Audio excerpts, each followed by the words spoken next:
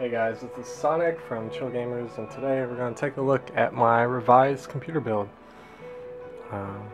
Everything's been running stable here, already done leak testing for about a week now, so everything's good, running smoothly. We'll start off by the case. It's the Corsair 800D. Power supply there on the bottom, which you can't see at the moment, but it's the AX1200i. Let me see if I can show you. Let's move this tripod down. There it is. AX1200i. Pretty amazing. Can't complain about it. Let's see. Motherboard. Let's start there. Asus Rampage 4 Extreme motherboard. Processor 3930K. RAM, it's Corsair Dominator GT, 32 gigs of it. And that's in 4 sticks, not 8. This has the option of having 8, but I only did 4 because the motherboard supports up to 64, so if I ever felt like wasting money, I had the option there. But that may be a long time down the road before I even consider doing something like that. The prices on that RAM will have to drop pretty substantial for me to buy another set of it. Graphics card went with the EVGA GTX 680 classified version. Still had the same sound card underneath, which is Asus Sonar Essence STX, which I plugged my Sennheiser HD598s in. It's an amazing sound card, definitely recommend it if you're wanting to use an amped headphone. Or if you're looking for an amped headphone sound card, it's one of the better ones out there, so definitely check it out. Yeah, let's go ahead and take a look at the water cooling setup, and we'll kind of go over a little bit more. The reservoir right there, it's a Bits Power reservoir.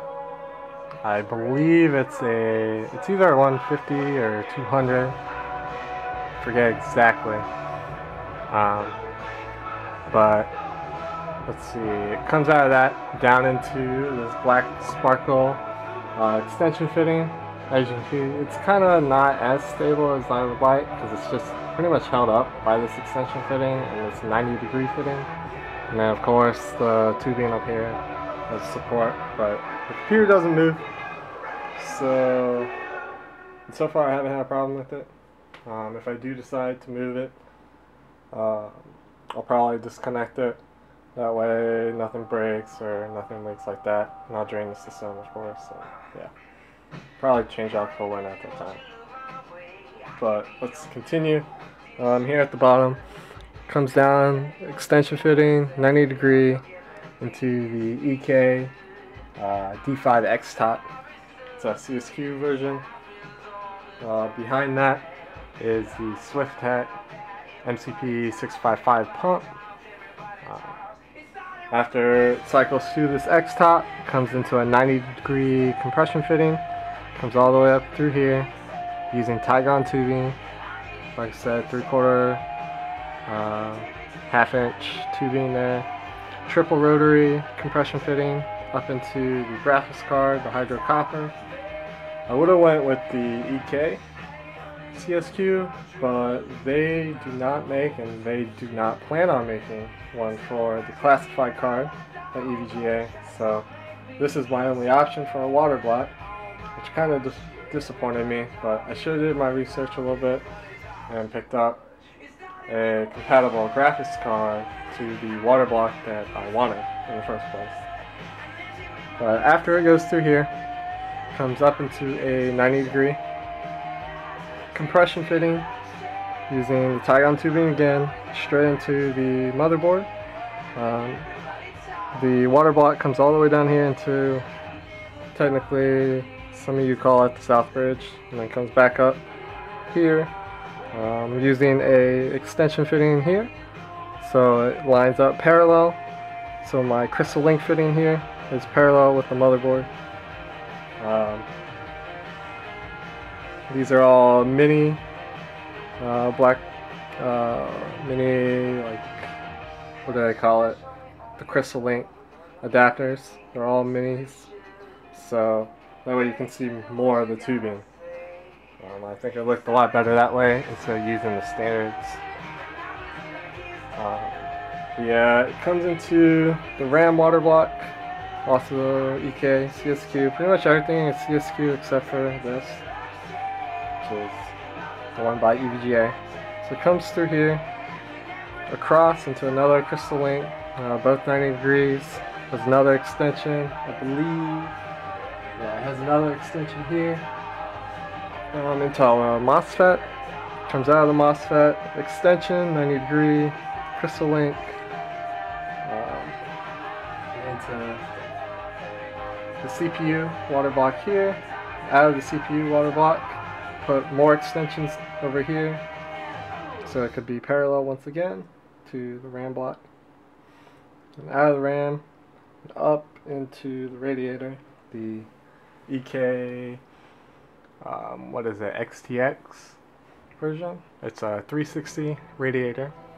I have fans on the top, so they are exhaust fans pulling air out, and then comes out of the side over here on the right, which you can kind of see the tubing right there, and then back into the reservoir. I replaced all the fans in this system, all the stock Corsair fans. So all the 140s, which is the one here for the hard drives, the one pulling air up from the bottom of the case up, and then the one here on the left side pulling air in across the graphics card. Those are all 140s, noise blocker, what are they, PK2s? Yeah, PK2s. The ones for the rad up top, I use PLPS's noise blocker, and they're amazing. I barely hear them with the fan controller. I have a Lantron FC5 fan controller. I think it looks the cleanest. Goes really well with this case. What else can I talk about? SSD still has the crucial SSD, the 256 M4 version. I'll probably upgrade that later down the road once prices drop more. I'm looking at the Corsair Neutron GTX 240. I want 2 of them so I can RAID 0. Let's see, storage wise, I have 4 2TB Western Digital green drives and 1 2TB Western Digital black drive. I'm using about half that storage space right now, so what I've been thinking of doing is RAIDing the 4 Western Digital green drives I have with like RAID 5. That way I would have the redundancy. I don't really need the access time or speed because I'm not doing anything over my network. This is really the only computer I have on my network. Maybe later down the road I'll build an NAS storage system, so right now that's not really what I need. So I was thinking about RAID 5 in it, but I'm not sure if I want to do it with the motherboard's RAID controller, or even if that can do RAID 5, or if I'll buy a RAID card and do it that way. If you have any suggestions, let me know. Coolant, I'm using Phobia Super Zero UV Red. As you can tell, it turns out a lot more pink than red. So I ordered some Mayhem's red dye, which I'll probably throw a couple drops in there. I'm not sure how it's gonna go with crossing brands, but I'm gonna do it anyways because I'm gonna swap the coolant out in 6 months right before I move, so it's not that big of a deal for me. Yeah, mostly Crystal Link fittings, sizes. Honestly, I can't tell you off the top of my head. I ordered a bunch. Like, I have a lot extra, which I don't know if I'll keep or try to resell for another build later on. But I ordered a bunch of like 2 slot, 3 slot, 4 slot for the crystal link tubing. Lots of 90-degree fittings, lots of extension fittings because I wasn't sure exactly what heights I needed. So I ordered a bunch so I could play around with heights and get it to where I wanted. And it turned out perfectly that way. Of course, it's a little bit more expensive because those fittings are not cheap by any means, but hey, if you want it done right, you know, and you don't have the resources, you kind of have to like order them all and wing it, which is what I did. And because parts take a long time to get here, like at least 2 weeks, I went with that option. And in the end, I mean, it turned out, so no complaints there. But yeah, if I did miss anything, let me know. I'll be sure to answer it. Just leave a comment for me. Thanks for checking out this build, guys, and I will see you next time. See ya.